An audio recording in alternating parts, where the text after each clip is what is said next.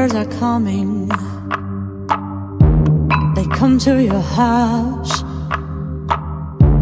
They kill you all and say we're not guilty, not guilty. Where's your mind? Humanity cries. You think you are God, but everyone dies. Don't swallow my soul, our souls.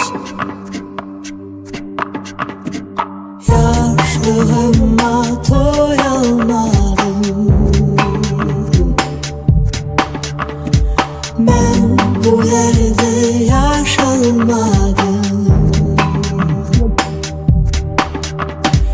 Yaşlığıma doyamadım. Ben bu yerde yaşamadım.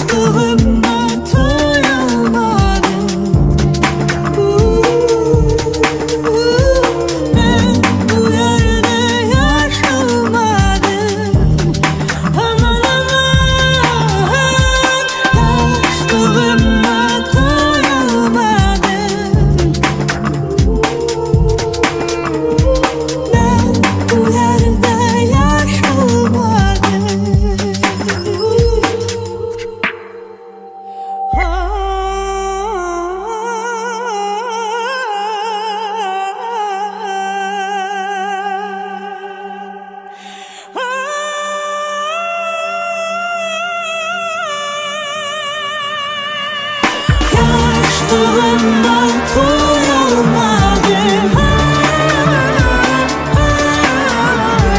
Ben bu yerde yaşamadım.